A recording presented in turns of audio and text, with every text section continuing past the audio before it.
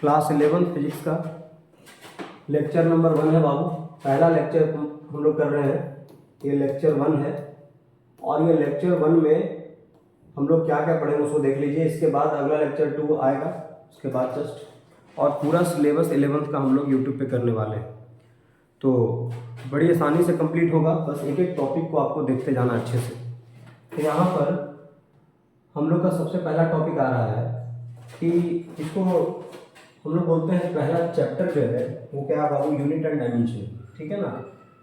इसको समझेंगे, इसके अंदर कई छोटा छोटा ऐसा बात है जो हर चैप्टर में काम आएगा। जैसे डायमेंशनल फार्मूला काफ़ी इंपॉर्टेंट है, जिसको आज पढ़ने वाले हैं। डायमेंशनल फार्मूला वो हर चैप्टर में डायमेंशनल फार्मूला रहेगा, और आपको अच्छे से जानना पड़ेगा कि डायमेंशनल फार्मूला है क्या। बढ़िया से बढ़िया सवाल डायमेंशनल फार्मूला के तहत आसान हो जाता है। तो आज हम लोग सीखेंगे, तो पहला लेक्चर है तो आराम आराम सीखेंगे। तो इसमें सबसे पहला टॉपिक बाबू है, what is physical quantity. Physical quantity किसको कहते हैं? तो फिजिकल क्वांटिटी के बारे में जब बात हो कि फिजिकल क्वांटिटी कहते हैं किसको है, तो फिजिकल क्वांटिटी का मतलब होता है कि ऐसा क्वांटिटी जिसको मेजर कर सके। मेजर कर सकने का मतलब समझ में आया, माप सके। जैसे एग्जाम्पल के तौर पे आप टाइम को मेजर कर सकते हैं कि हाँ, यहाँ से वहाँ दौड़ने में हमको 10 सेकंड का समय लगा।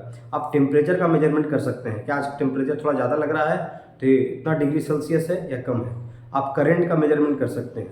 लेकिन यही आपको भूख लगा है, आपको गुस्सा आ रहा है, ये सब मेजर नहीं हो सकता है। तो हम लोग फिजिक्स में उसी क्वांटिटी के बारे में पढ़ते हैं जिसका मेजरेबल क्वांटिटी, जो मेजर किया जा सकता है। तो हम लोग क्या पहला डेफिनेशन पढ़े कि मेजरेबल क्वांटिटी मतलब जिस क्वांटिटी को मेजर कर सकते हैं उसका नाम क्या होता है, फिजिकल क्वांटिटी। समझ में आ गया? यानी फिजिक्स के हम लोग के अंदर हम लोग इस क्वांटिटी के बारे में पढ़ेंगे नहीं। तो फिजिकल क्वांटिटी का डेफिनेशन समझ में आ गया। Measurable quantity that are known as क्या, फिजिकल क्वांटिटीज। अच्छा, टेम्परेचर हो गया, मास हो गया, लेंथ हो गया, टाइम हो गया, ये सब मेजरेबल है, तो फिजिकल क्वांटिटी। समझ में आ रहा होगा। इमोशन से जुड़ा हुआ चीज़ जो होते हैं वो फिजिकल क्वांटिटी नहीं होता है। अब देखिए आगे पढ़ते हैं। फिजिकल क्वांटिटी है बाबू, दो भागों में बांटा हुआ है। फिजिकल क्वांटिटी को दो भाग में बांट दिए हैं। एक भाग आप यहाँ देख रहे हैं कि उसका नाम है फंडामेंटल क्वांटिटी, और दूसरा भाग है जिसका नाम क्या है, डिराइव क्वांटिटी। तो फिजिकल क्वांटिटी क्या हुआ, ऐसा क्वांटिटी जिसको मेजर कर सकते हैं, हो गया फिजिकल क्वांटिटी। और फिजिकल क्वांटिटी का बाबू दो टाइप है, एक है फंडामेंटल क्वांटिटी, एक है डिराइव क्वांटिटी। अब हम जानेंगे कि फंडामेंटल क्वांटिटी और डिराइव क्वांटिटी क्या होता है। अब जानेंगे फंडामेंटल क्वांटिटी, डिराइव क्वांटिटी। तो देखिए यहाँ पर आ गया फंडामेंटल क्वांटिटी। अब फंडामेंटल क्वांटिटी क्या है उसको आराम से समझेंगे।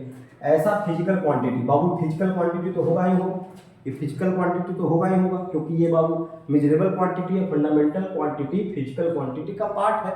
तो फंडामेंटल क्वांटिटी कौन सा हो गया, फिजिकल क्वांटिटी, जो किसी दूसरे पर डिपेंड नहीं करता है। It does not depend upon any other quantity, जो किसी दूसरे क्वांटिटी पर डिपेंड नहीं करता है, उसको हम लोग कौन सा क्वांटिटी बोलते हैं, तो उस क्वांटिटी को हम लोग बोलते हैं फिजिकल क्वांटिटी, फंडामेंटल क्वांटिटी। तो फंडामेंटल क्वांटिटी पहला बात तो हो गया फिजिकल क्वांटिटी बाबू, और दूसरा बात हो गया कि ये किसी दूसरे पर डिपेंड नहीं करता है। किसी दूसरे पर डिपेंड नहीं करता है, उसको बोलते हैं फंडामेंटल क्वांटिटी। समझ में आ गया बात? जैसे आप समझिए कि जो दूसरे पर डिपेंड नहीं किया उसको कौन सा क्वांटिटी बोलेंगे, फंडामेंटल। जैसे एग्जांपल के तौर पे, जैसे मान के चलिए सूरज और धरती। सूरज को लाइट के लिए किसी पे डिपेंडेंट रहना है, नहीं रहना है, तो सूरज लाइट के लिए फंडामेंटल हो गया। धरती को रहना है तो धरती डिराइव हो गया। डिराइव क्वांटिटी हम अभी आएंगे, लेकिन फंडामेंटल क्वांटिटी जो दूसरे पर डिपेंड ना रहे, that is called fundamental quantity. तो फंडामेंटल क्वांटिटी 7 होता है। कितना होता है फंडामेंटल क्वांटिटी, याद रखिएगा, फंडामेंटल क्वांटिटी 7 होता है। इस सातों का नाम देखते हैं बारी बारी से। क्या हो गया नाम, पहला याद रखिएगा मास। मास का ऐसा यूनिट होता है केजी, मास का ऐसा यूनिट केजी। दूसरा याद रखिएगा लेंथ, लेंथ का ऐसा यूनिट होता है मीटर। तीसरा याद रखिएगा टाइम, टाइम का ऐसा यूनिट होता है सेकंड। फिर होता है टेम्परेचर, टेम्परेचर का ऐसा यूनिट क्या होता है, केल्विन। इलेक्ट्रिक करंट, इसका होता है वाव एम्पियर। लुमिनस इंटेंसिटी, इसका होता है कैंडेला। अमाउंट ऑफ सब्सटेंस, उसका एक ऐसा यूनिट होता है मोल। तो बात यही याद रखना है, क्या याद रखना है बात बाबू बताओ। तो बात यही याद रखना है कि फंडामेंटल क्वांटिटी 7 होते हैं। फंडामेंटल क्वांटिटी कितने होते हैं, 7 होते हैं। सातों का नाम mass, length, time, temperature, electric current, luminous intensity, amount of substance. और यही 7 के अलावा जितना क्वांटिटी आपको दिखेगा, सब क्वांटिटी कौन सा रहेगा, डिराइव क्वांटिटी। सब क्वांटिटी कौन सा क्वांटिटी रहेगा, डिराइव क्वांटिटी। याद रहेगा इतना बात, कोई दिक्कत है? चलिए अब यहाँ के बाद आते हैं। तो अभी तक क्या क्या पढ़े? Physical quantity. फिजिकल क्वांटिटी मतलब ऐसा क्वांटिटी जो मेजरेबल हो। फिजिकल क्वांटिटी का दो टाइप, फंडामेंटल क्वांटिटी और डिराइव्ड क्वांटिटी। फंडामेंटल क्वांटिटी मतलब वैसा फिजिकल क्वांटिटी जो किसी दूसरे पर डिपेंड नहीं करता है, उसको बोलते हैं हम लोग फंडामेंटल क्वांटिटी। कितना फंडामेंटल क्वांटिटी है? 7। Mass, length, time, temperature, electric current, luminous intensity और अमाउंट ऑफ सब्सटेंस। आप इसका स्क्रीनशॉट लेकर नोट्स बनाना शुरू करिए। वो पूरा 11th हम कंप्लीट करने वाले हैं, आज से शुरू कर दीजिए आप नोट्स बनाना, ठीक है। अगला टॉपिक में चलते हैं बाबू। अगला टॉपिक हमारा है डिराइव्ड क्वांटिटी। तो डिराइव्ड क्वांटिटी की कौन सा क्वांटिटी है? तो देखिए फिजिकल क्वांटिटी है। डिराइव्ड क्वांटिटी कौन सा? Physical quantity. जो डिपेंड करता है, देखिए क्या कहता है, डिपेंड करता है किसके ऊपर? फंडामेंटल क्वांटिटी पर डिपेंड करता है, उसको क्या बोलते हैं? Derived quantity. ये डिराइव्ड होके आता है। तो याद हो गया फिजिकल क्वांटिटी, फिर से मेजरेबल क्वांटिटी को फिजिकल क्वांटिटी, फंडामेंटल क्वांटिटी वैसा फिजिकल जो दूसरे पर डिपेंड नहीं करता है। फंडामेंटल क्वांटिटी कितना होता है? 7 होता है। कौन कौन 7 होता है? Mass, length, time, temperature. Mass, length, time, temperature, electric current, amount of substance और लुमिनस इंटेंसिटी। समझ में आ गया? अमाउंट ऑफ सब्सटेंस और लुमिनस इंटेंसिटी समझ में आया। लुमिनस इंटेंसिटी क्या होता है, अब इसको थोड़ा समझ लो। जैसे लुमिनस इंटेंसिटी को हिंदी में बोलते हैं ज्योति तीव्रता। क्या बोलते हैं? ज्योति तीव्रता। मतलब कहीं अगर लाइट को चेक करना है कि लाइट ज़्यादा है या कम है, तो कैंडला से मेजरमेंट होता है। जैसे मान लो कि आप बहुत बड़ा एक हॉल बनाए हैं, उस हॉल में क्या करना है, मान लो फिजिक्स लैब हम बनाए, फिजिक्स लैब में बड़ा सा हॉल बना दिए, तो फिजिक्स लैब में हमको लाइट जगह जगह पे लगाना पड़ा। अब हम देखेंगे कहीं लाइट ज़्यादा ना हो जाए और कहीं लाइट कम ना हो जाए, तो कैंडला मीटर सब जगह घुमा देते हैं और कैंडला से चेक हो जाता है कि यहाँ भी उतना ही कैंडला, वहाँ भी उतना ही कैंडला, वहाँ भी उतना ही कैंडला है, लाइट बराबर है। आप एक एग्जाम्पल और समझिए लुमिनस इंटेंसिटी का। जब टेस्ट मैच होता है, आप टेस्ट मैच अगर नहीं देखे हैं तो उसको थोड़ा सा देखिएगा, तो देखेंगे कि टेस्ट मैच में जब शाम का समय होता है तो बैट्समैन बहाना करता है कि बॉल नहीं दिख रहा है, तो अंपायर अपने पास से कैंडला मीटर निकालता है और विकेट के ऊपर रख के देखता है कि अरे लाइट का इंटेंसिटी खेलने लायक है या नहीं है। अब वो लाइट का इंटेंसिटी खेलने लायक है, कैंडला मीटर से पता चल जाएगा, तो बोलेगा कि 2-4 ओवर और खेलिए। तो luminous intensity, amount of substance, आप मोल कंसेप्ट पढ़े होंगे, तो कितना अमाउंट होता है सबस्टांस में, वो मोल से निकलता है और 1 मोल एवोगाड्रोस नंबर के बराबर होता है 6.022 इंटू 10⁻23, इसको 1 मोल बोलते हैं। वो तो अलग चीज़ है। इलेक्ट्रिक करंट आप समझ रहे हैं, क्लास 10th में पढ़े होंगे, I बराबर Q/T। टेम्परेचर, ठीक है, high temperature, low temperature, heat का फ्लो केल्विन में मेजर होता है। ये सब तीनों को हम जानते हैं। फिर यहाँ पे क्या है बाबू, ये आ गया। तो हम लोग क्या समझ रहे हैं, ऐसा फिजिकल क्वांटिटी जो फंडामेंटल क्वांटिटी पर डिपेंड करे, उसको हम लोग क्या बोलते हैं? Derived quantity. अब डिराइव्ड क्वांटिटी का एग्जांपल, 4 एग्जांपल लिए हैं। देखिए वेलोसिटी लिए हैं, डिराइव्ड क्वांटिटी। उस सातों के अलावा जितना दिखेगा सब डिराइव्ड रहेगा। तो पहला क्या है? वेलोसिटी है। तो वेलोसिटी में मीटर है, मीटर यानी क्या हो गया? लेंथ। मीटर यानी क्या हो गया बाबू? लेंथ। और टाइम मतलब क्या हो गया? लेंथ। सेकंड का मतलब क्या हो गया? टाइम। तो देखिए सेकंड का मतलब क्या हो गया? टाइम। अब मीटर का मतलब क्या हो गया? लेंथ। तो ये वेलोसिटी, लेंथ और टाइम, ये 2 फंडामेंटल क्वांटिटी पर डिपेंड करता है। एक्सेलरेशन देखिए, लेंथ का मतलब क्या है? तो लेंथ का, मीटर का मतलब क्या है? तो मीटर का मतलब क्या हो गया? लेंथ हो गया। और नीचे सेकंड का मतलब क्या हो गया? टाइम का स्क्वायर हो गया। तो लेंथ और टाइम पर ये भी डिपेंड कर रहा है, तो ये भी फंडामेंटल क्वांटिटी पर डिपेंड कर रहा है, तो ये भी डिराइव्ड क्वांटिटी हो गया। अब फोर्स को देखो, तो फोर्स को जब देखिएगा तो फोर्स का फॉर्मूला होता है मास इनटू एक्सेलरेशन। तो देखिए मास, तो मास तो एक हो ही गया फंडामेंटल क्वांटिटी, और एक्सेलरेशन होता है मीटर पर सेकंड स्क्वायर, यानी कि मीटर यानी लेंथ, और ये क्या हो गया? टाइम। तो ये मास पर डिपेंड किया, लेंथ पर डिपेंड किया और टाइम पर डिपेंड किया, तो फोर्स डायरेक्ट क्वांटिटी हो गया। वर्क पे देखिए, तो वर्क का फॉर्मूला हो गया फोर्स इनटू डिस्प्लेसमेंट। तो फोर्स किस पे डिपेंड करता है? मास पर, लेंथ पर और किस पे? टाइम पर। और ये डिस्प्लेसमेंट है तो लेंथ है। देखिए ये भी फंडामेंटल क्वांटिटी पर डिपेंड किया, तो ये भी कौन सा क्वांटिटी हो गया? Derive quantity. तो डिराइव क्वांटिटी मतलब ऐसा क्वांटिटी जो फंडामेंटल क्वांटिटी पर डिपेंड करता है। ये बात उम्मीद है यहाँ तक समझ में आ गया होगा। अब थोड़ा सा आगे बढ़ते हैं। कंसेप्चुअल चीज़ है, बहुत इंपॉर्टेंट कंसेप्ट है बाबू। उस कंसेप्ट का नाम क्या है? उस कंसेप्ट का नाम है, देखिए यहाँ लिखा हुआ है, how to write dimensional formula. Dimensional formula को हम कैसे लिखते हैं ये समझना है, तो यहाँ तक थोड़ा सा रिवीजन कर लीजिए।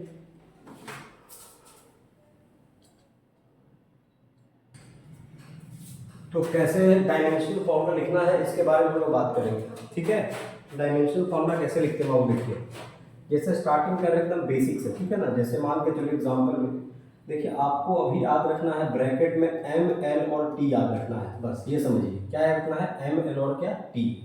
एम यहाँ पर क्या रिप्रेजेंट कर रहा है बाबू, तो एम यहाँ पर मास रिप्रेजेंट कर रहा है, एल क्या रिप्रेजेंट कर रहा है, तो एल यहाँ पर लेंथ रिप्रेजेंट कर रहा है, और टी क्या रिप्रेजेंट कर रहा है, तो टी यहाँ पर टाइम रिप्रेजेंट कर रहा है। तो ये बात आपको याद रखना है, ठीक है। अब देखो, अब हम बताएंगे डायमेंशनल फॉर्मूला का क्या यूज है, क्या लिमिटेशन है, पहले लिखना सीख लीजिए। तो यहाँ पर बात करते हैं सबसे पहले वेलोसिटी के बारे में। किसके बारे में, वेलोसिटी। तो वेलोसिटी का फॉर्मूला होता है डिस्प्लेसमेंट अपॉन टाइम। ये फॉर्मूला क्या होता है बाबू, तो इसका होता है डिस्प्लेसमेंट होता है, और डिस्प्लेसमेंट बटा में क्या होता है, टाइम होता है, ठीक है। अब देखिए इसको कैसे लिखेंगे, डिस्प्लेसमेंट है, डिस्प्लेसमेंट का मतलब लेंथ, छोटा रास्ता को डिस्प्लेसमेंट बोलते हैं। तो लेंथ यानी कि लेंथ एल आ गया, टी, तो टी नीचे है तो टी के पावर कितना आ गया, -1 आ गया। ये डायमेंशन लिख लीजिए, डिस्प्लेसमेंट मतलब लेंथ, और टाइम तो टी के ऊपर कितना, -1। तो ये हमारा हो गया वेलोसिटी का। अगर मान के चलो हमारे पास रहता है एक्सेलरेशन का लिखने के लिए, तो एक्सेलरेशन का फॉर्मूला होता है वेलोसिटी, वेलोसिटी अपॉन क्या होता है वो टाइम होता है, वेलोसिटी अपॉन क्या होता है, टाइम होता है। तो वेलोसिटी, तो वेलोसिटी का ये हम जानते हैं, वेलोसिटी का ये हम जानते हैं, कितना जानते हैं वेलोसिटी का, एल टी के पावर कितना, -1, और नीचे टाइम है, तो टाइम -1 ऊपर जाके तो कितना हो जाएगा बाबू, -2 हो जाएगा। तो कितना हो गया, एल टी के पावर कितना, -2। ये किसका हो गया, एक्सेलरेशन का। वेलोसिटी का पता ना, एल टी के पावर -1, और टाइम नीचे से -1 और हो गया, तो -1 और -1 -2 हो गया। जैसे मान के चलिए अगला हम यहाँ पे लिखते हैं, यहाँ पे लिख रहे हैं मान लो फोर्स का, फोर्स का लिख रहे हैं हम। तो फोर्स का फॉर्मूला होता है मास इनटू क्या होता है, एक्सेलरेशन। तो मास वहाँ से आ गया, तो मास के लिए क्या लिखेंगे, m लिखेंगे, और एक्सेलरेशन वाला ये वाला लिखेंगे, तो एल टी के पावर कितना हो जाएगा, -2। ये हो गया फोर्स का डायमेंशन फॉर्मूला। फोर्स के बाद मान लो वर्क आ गया, तो वर्क का डायमेंशन फॉर्मूला किसे लिखेंगे, तो वर्क का डायमेंशन फॉर्मूला लिखना है तो इसको लिखेंगे फोर्स इनटू क्या लिखते हैं बाबू, डिस्प्लेसमेंट। ये किसका होता है, वर्क का होता है। तो फोर्स का डायमेंशन फॉर्मूला यहाँ समझेंगे, m1 L1 टी के पावर कितना, -2। ये फोर्स का आ गया, डिस्प्लेसमेंट का L है यहाँ पर, तो जब हम गुना करेंगे तो वर्क का निकल के आएगा, m1 आएगा बाबू, L1 और 1 हो जाएगा L2, टी के पावर कितना हो जाएगा, -2 हो जाएगा। देखिए फोर्स का यहाँ लिख दिए मास, एक्सेलरेशन यहाँ से उठा के यहाँ ले गए। अब ये फोर्स पता है तो फोर्स वाला ये वाला लिख दिए फोर्स, और डिस्प्लेसमेंट है तो ये आ गया। अब मान के चलिए पूछ दिया पावर का, कि पावर का जरा हमको बताइए, तो पावर का क्या लिखेंगे, तो पावर का फॉर्मूला होता है W/T। आप इसको वीडियो को रोकिए और पावर का बताइए कितना होगा, जल्दी से कमेंट करिए। तो कितना होगा पावर का, जल्दी बताइए। तो यहाँ बात करेंगे वर्क का, हमको पता है कितना, m1 L2 टी के पावर कितना, -2, और नीचे टाइम है तो t आ गया, और जब इसको सॉल्व करेंगे तो कितना आ जाएगा, m के पावर 1 L के पावर 2 t के पावर कितना, -3। ये हो गया पावर का। अगर आपसे पूछ दिया कि जरा काइनेटिक एनर्जी का बताइए, तो काइनेटिक एनर्जी का फॉर्मूला था हाफ इंटू एम इंटू कितना, v का स्क्वायर, मास इंटू वेलोसिटी का स्क्वायर। तो हाफ की बात छोड़िए, डायमेंशन फॉर्मूला में हाफ का कोई इस्तेमाल नहीं है, मास है तो मास का हो गया m के पावर 1 हो गया, और वेलोसिटी, तो वेलोसिटी का ये निकाले हम लोग, यहाँ सेट करो l t के पावर कितना, -1, इसका स्क्वायर कर दीजिए, वेलोसिटी का स्क्वायर।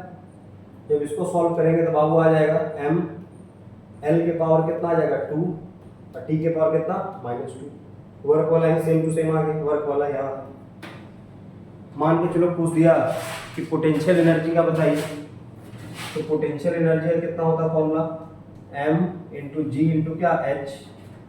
ग्रेविटेशनल पोटेंशियल एनर्जी मास है, तो मास है तो m, g मैंने एक्सेलरेशन, एक्सेलरेशन में देखो बाबू यहाँ बताया है, तो यहाँ बताया है तो कितना हो जाएगा, l t के पावर -2, और हाइट मतलब लेंथ, हाइट मतलब लेंथ मीटर में होगा हाइट कुछ। फिर से इसको देखो तो आ जाएगा m के पावर 1, l के पावर आ जाएगा 2, t के पावर कितना आ जाएगा, -2। तो ये हमारा हो गया पोटेंशियल एनर्जी का। सेम आ गया वर्क वाला, यानी वर्क और एनर्जी एक ही चीज होता है, ठीक है।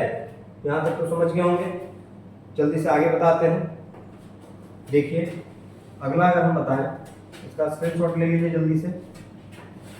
आज तक गिनती गिन रहे 1 2 3 4 5। चलिए ठीक है। अब यहाँ पे मान चलो आ गया मोमेंटम का। अब पूछ दिया कि जरा हमको मोमेंटम का बताइए। तो मोमेंटम का फॉर्मूला होता है mass into velocity. Mass into क्या होता है, वेलोसिटी होता है। तो मास के लिए क्या लिखेंगे, m लिखेंगे। अब वेलोसिटी के लिए होता है L1 t के पावर -1। तो ये कितना हो गया, m1 हो गया, L1 हो गया, t के पावर कितना -1 हो गया। जैसे मान के चलो कि आ गया इम्पल्स आ गया। इम्पल्स का कोई पूछे कि इम्पल्स का बताइए, तो इम्पल्स का फॉर्मूला होता है फोर्स इंटू टाइम। इम्पल्स का फॉर्मूला होता है फोर्स इंटू टाइम।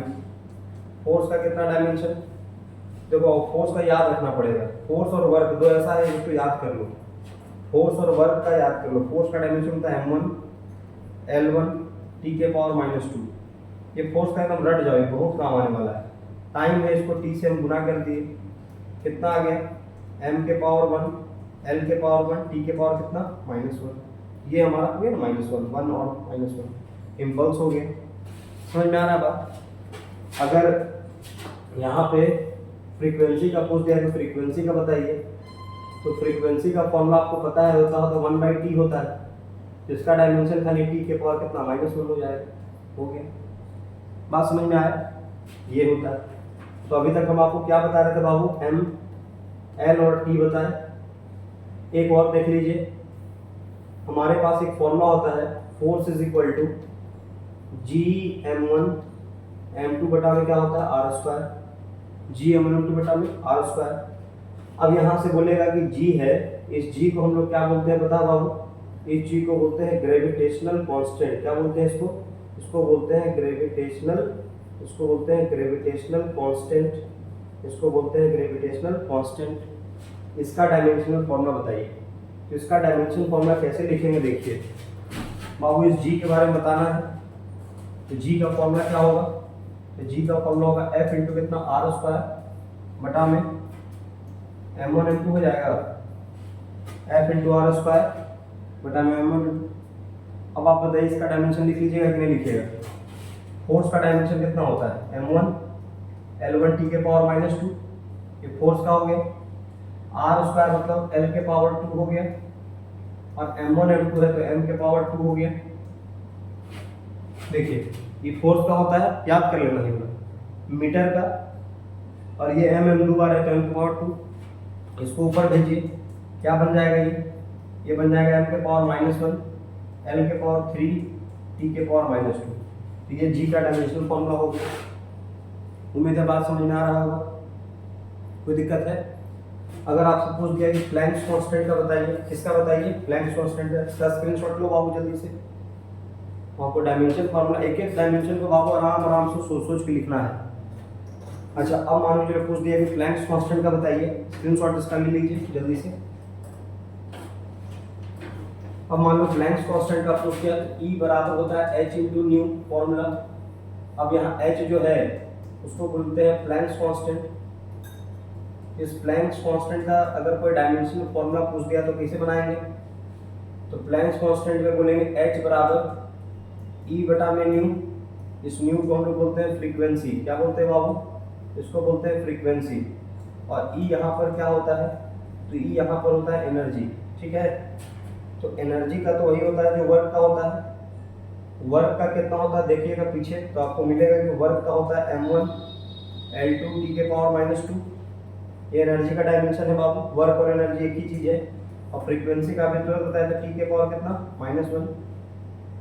अब बताओ h को अगर लिखना चाहें कितना होगा, m के पावर हो जाएगा 1 L के पावर 2 और ये जाएगा t के पावर कितना -1।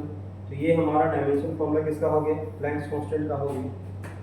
समझ में आ गया बात, क्लियर है। तो अभी तक आपने क्या क्या सीखा, तो अभी तक आप सीख रहे थे m l और t का सीख रहे थे। m l और किसका सीख रहे थे, t का सीख रहे थे। अब इसमें एक शामिल कर लीजिए, a मिला लीजिए।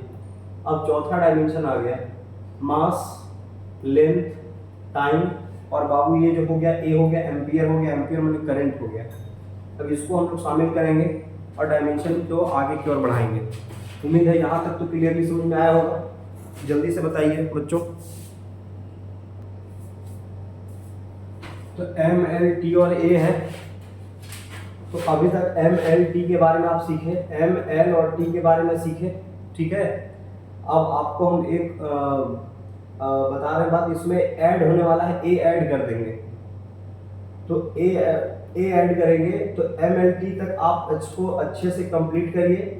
अगला लेक्चर जो होगा उसमें हम ए को शामिल करेंगे और ए से रिलेटेड जितना भी डायमेंशन है उसको हम लोग सॉल्व करेंगे, और साथ साथ आपको प्रिंसिपल ऑफ होमोजेनिटी बताएंगे, प्रूफ करना एलएचएस और आरएचएस।